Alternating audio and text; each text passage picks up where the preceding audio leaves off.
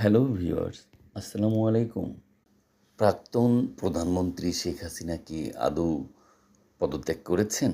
এমন একটি ভাইরাল প্রশ্ন উড়ে বেড়াচ্ছে নেট দুনিয়ায়। কয়েকদিন আগে ফাঁস হওয়া একটি কল রেকর্ডে প্রাক্তন প্রধানমন্ত্রী নিজেকে সংবিধান অনুযায়ী এখনও প্রধানমন্ত্রী হিসেবে দাবি করেন।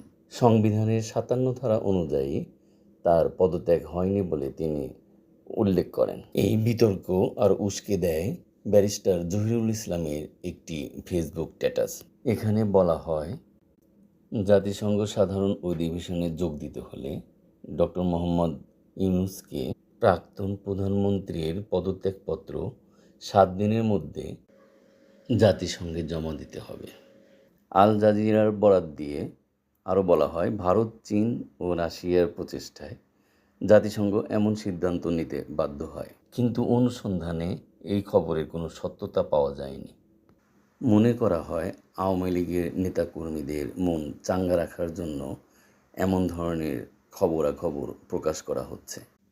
এবারে আমরা জানব প্রাক্তন প্রধানমন্ত্রী শেখ হাসিনার পদত্যাগের কী প্রমাণ আছে। ৫ই আগস্ট বিকেল ৪:৩০টায় সেনাবাহিনী প্রধান জেনারেল ওয়াকারুজ্জামান জাতির উদ্দেশ্যে একটি ভাষণ দেন। তিনি বলেন, প্রাক্তন প্রধানমন্ত্রী শেখ হাসিনা পদত্যাগ করেছেন। আমরা এখন অন্তর্বর্তীকালীন সরকারের মাধ্যমে দেশ চালাব।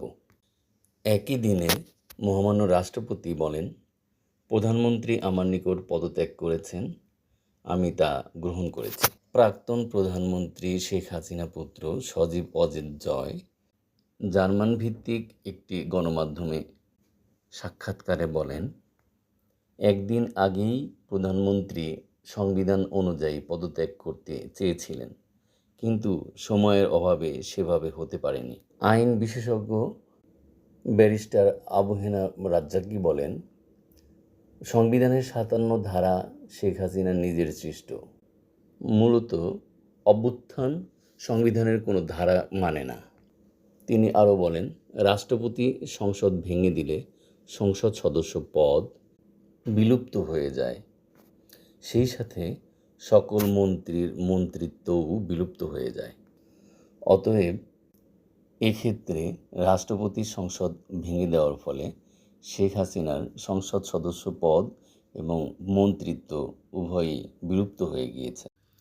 তিনি আরও বলেন, যদি বাংলাদেশের প্রধানমন্ত্রী হিসেবে শেখ হাসিনা ভারতে থেকে থাকেন, তাহলে ভারতের প্রধানমন্ত্রী নরেন্দ্র মোদী কেন বাংলাদেশের অন্তর্বর্তীকালীন সরকার ডক্টর মোহাম্মদ ইউনূসকে অভিনন্দন জানাবেন এবং বাংলাদেশের সাথে সম্পর্ক উন্নয়নে আগ্রহ প্রকাশ করবেন।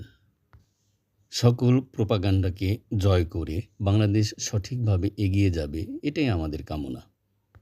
দয়া করে আমার ভিডিওটি লাইক ও শেয়ার করুন এবং চ্যানেলটি সাবস্ক্রাইব করে আমার সঙ্গেই থাকুন। ধন্যবাদ।